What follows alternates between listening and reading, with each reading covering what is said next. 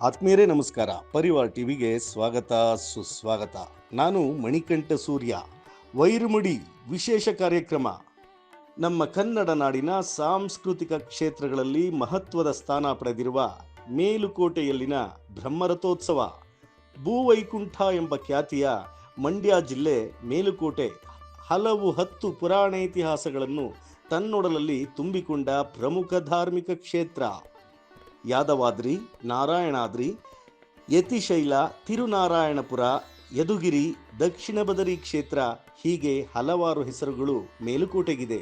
ಇದು ದಕ್ಷಿಣ ಭಾರತದ ಬಹು ಮುಖ್ಯ 4 ವೈಷ್ಣವ ಕ್ಷೇತ್ರಗಳಲ್ಲೊಂದು. ಶ್ರೀರಂಗಂ, ತಿರುಪತಿ, ಕಂಚಿ ಹಾಗೂ ಮೇಲುಕೋಟೆ. ವೈರಮುಡಿ ಏನು ಅದರ ವಿಶೇಷ?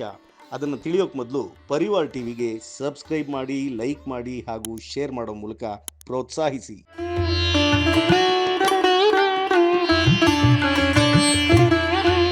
ಶ್ರೀ ಚೆಲುವನಾರಾಯಣ ಸ್ವಾಮಿಗೆ ವೈರಮುಡಿ ಬ್ರಹ್ಮೋತ್ಸವ ಇದು ಕರ್ನಾಟಕದ ಅತ್ಯಂತ ಭವ್ಯ ಧಾರ್ಮಿಕ ಆಚರಣೆಗಳಲ್ಲೊಂದು. ಅಷ್ಟೇ ಅಲ್ಲ, ಒಡವೆ ವೈಡೂರ್ಯಗಳಿಂದಲೇ ಆರಂಭವಾಗುವ ಇಲ್ಲಿನ ವಿಶೇಷ ಪೂಜಾ ಪದ್ಧತಿಗಳು ಮತ್ತು ಕಣ್ಮನ ಸೆಳೆಯುವ ಅತ್ಯದ್ಭುತ ಆಭರಣಗಳು ವೈರಮುಡಿ ಉತ್ಸವದ ಆಕರ್ಷಣೆ. ಒಂದು ರೀತಿ ಆಭರಣಗಳ ಹೆಸರಿನಲ್ಲಿ ನಡೆಯುವ ವೈರಮುಡಿ ಉತ್ಸವವೇ ಹಾಗೆ. ಅದು ಬಹು ವೈಭವೋಪೇತ ಹಾಗೂ ಇದು ಜಗತ್ಪ್ರಸಿದ್ಧ ವೈರಮುಡಿ ಬ್ರಹ್ಮೋತ್ಸವ.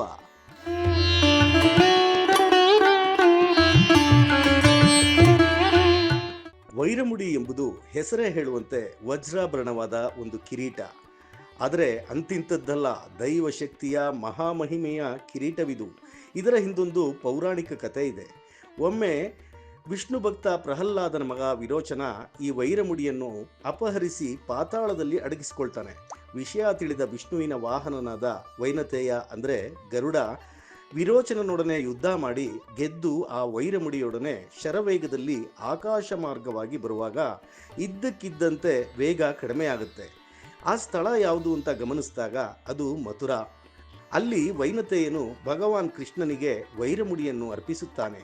ಆದರೆ ಶ್ರೀಕೃಷ್ಣನ ಶಿರದಲ್ಲಿ ವೈರಮುಡಿ ಸರಿಯಾಗಿ ಕೂರೋದಿಲ್ಲ. ಆಗ ಕೃಷ್ಣನೇ ಅದನ್ನು ಮೇಲುಕೋಟೆಯ ಚೆಲುವನಾರಾಯಣ ಸ್ವಾಮಿಗೆ ಒಪ್ಪಿಸಬೇಕೆಂದು ಗರುಡನಿಗೆ ಹೇಳುತ್ತಾರೆ. ಅದರಂತೆ ವೈನತೇಯ ಮೇಲುಕೋಟೆಗೆ ಬಂದು ವೈರಮುಡಿಯನ್ನು ಚೆಲುವನಾರಾಯಣ ಸ್ವಾಮಿಯ ಶಿರಕ್ಕೆ ಸಮರ್ಪಿಸಿದಾಗ ಅದು ಬಹುಭವ್ಯವಾಗಿ ಅಲಂಕೃತಗೊಳ್ಳುತ್ತಂತೆ. ಇದರಿಂದ ಅತ್ಯಂತ ಹರ್ಷಗೊಂಡ ವೈನತೇಯ ಚೆಲುವನಾರಾಯಣ ಸ್ವಾಮಿಯನ್ನು ತನ್ನ ಹೆಗಲ ಮೇಲೆ ಹೊತ್ತುಕೊಂಡು ದೇವಾಲಯದ ಸುತ್ತಲೂ ಮೆರವಣಿಗೆ ಮಾಡಿ ಭಕ್ತರಿಗೆ ಪರಮಾತ್ಮನ ದಿವ್ಯ ದರ್ಶನವನ್ನು ಮಾಡಿಸಿದಂತೆ.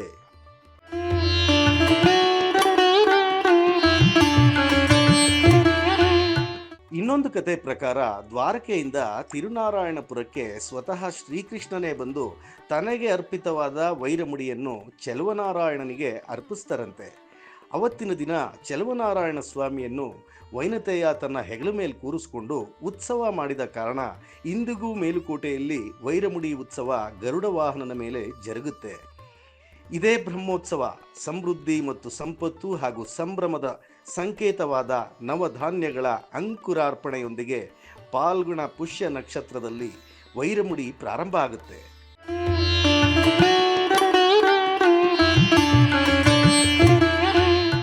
ಮೊದಲಿಗೆ ಗರುಡನಿಗೆ ಪೂಜೆ ಸಲ್ಲಿಸಿ ಮೇಲುಕೋಟೆ ಗ್ರಾಮದ ಸುತ್ತಲೂ ಮೆರವಣಿಗೆ ಕೊಂಡೊಯ್ಯಲಾಗುತ್ತೆ.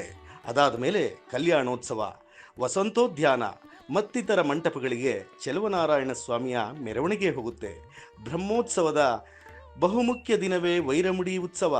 ಅಂದು ವೈರಮುಡಿ ರಾಜ ಒಡೆಯರು ಕೊಟ್ಟಿರುವ ರಾಜಮುಡಿ, ಮುಮ್ಮುಡಿ ಕೃಷ್ಣರಾಜ ಒಡೆಯರು ನೀಡಿರುವ ಕೃಷ್ಣಮುಡಿ ಮತ್ತು ರಾಜ ಪರಂಪರೆಯಿಂದ ಬಂದಿರುವ ನವರತ್ನ ಖಚಿತ ಪದ್ಮಪೀಠ, ಅರಳಲೆ ಪದಕ, ಮುತ್ತು ರತ್ನಗಳ ಕರ್ಣಕುಂಡಲಗಳು, ಮುತ್ತಿನ ಮಣಿಕಟ್ಟು, ಗಂಡು ಬೇರುಂಡದ ವಜ್ರಹಾರ, ಮುತ್ತು ಮತ್ತು ಪಚ್ಚೆ ಕಲ್ಲಿನ ಕೋರಂಬ, ಶಂಖ, ಚಕ್ರ, ಗದೆ ಸೇರಿದಂತೆ ಬೆಲೆ ಕಟ್ಟಲಾಗದ ಅತ್ಯಮೂಲ್ಯ ಅತ್ಯಪೂರ್ವ 24 ಆಭರಣಗಳನ್ನು ಚೆಲುವನಾರಾಯಣ ಸ್ವಾಮಿಗೆ ಅಲಂಕರಿಸಿರುತ್ತಾರೆ.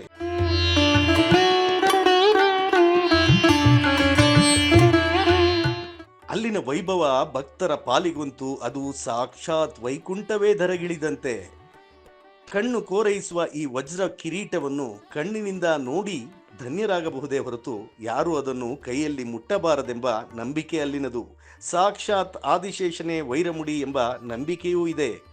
ಒಂದು ಕಾಲದಲ್ಲಿ ಈ ವಜ್ರಮಯ ವೈರಮುಡಿ ದೆಹಲಿ ಸುಲ್ತಾನರ ಕೈವಶವಾಗಿತ್ತು. ಆಚಾರ್ಯ ಶ್ರೀರಾಮಾನುಜರೇ ಇದನ್ನು ದೆಹಲಿಯಿಂದ ಮೂಲ ವಿಗ್ರಹದೊಂದಿಗೆ ಇಲ್ಲಿಗೆ ತಂದರೆಂದು ಹೇಳಲಾಗುತ್ತೆ. ನಂತರ ವೈರಮುಡಿಯನ್ನು ಮೈಸೂರು ಅರಸರ ವಶಕ್ಕೆ ಒಪ್ಪಿಸಲಾಗಿತ್ತು. ಮುಂದೆ ಮಂಡ್ಯ ಜಿಲ್ಲೆ ಖಜಾನೆಯಲ್ಲಿ ವಿಶೇಷ ಭದ್ರತೆಯಲ್ಲಿ ಇದನ್ನು ಕಾಪಾಡಲಾಗುತ್ತಿದೆ.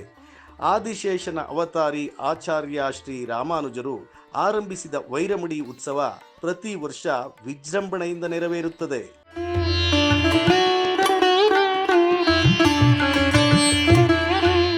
ಸ್ನೇಹಿತರೆ, ಮೇಲುಕೋಟೆ ಕೇವಲ ಪುಣ್ಯಕ್ಷೇತ್ರವಷ್ಟೇ ಅಲ್ಲ, ಸಮುದ್ರ ಮಟ್ಟದಿಂದ ಸುಮಾರು 3600 ಅಡಿಗಳಷ್ಟು ಎತ್ತರದಲ್ಲಿರುವ ಅಘೋಷಿತ ಸುಂದರಗಿರಿಧಾಮ, ಭೂವೈಕುಂಠ.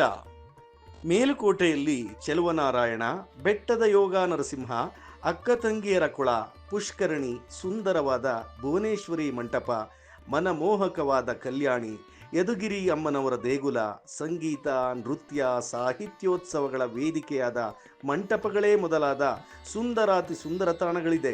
ಸಭಾ ಮಂಟಪದಲ್ಲಿ 100 ಕಲ್ಲು ಕಂಬಗಳಲ್ಲಿ ರಾಮಾಯಣ ಮತ್ತು ಮಹಾಭಾರತದ ಪ್ರಮುಖ ಸನ್ನಿವೇಶಗಳನ್ನು ಚಿತ್ರಿಸಲಾಗಿದೆ. ಮುಂದಿನ ಸಂಚಿಕೆಯಲ್ಲಿ ಮತ್ತೆ ಭೇಟಿಯಾಗೋಣ. ನೋಡ್ತಾ ಇರಿ ಪರಿವಾರ್ ಟಿವಿ. ಸಬ್ಸ್ಕ್ರೈಬ್ ಮಾಡಿ, ಲೈಕ್ ಮಾಡಿ ಹಾಗೂ ಶೇರ್ ಮಾಡಿ. ನಮಸ್ಕಾರ.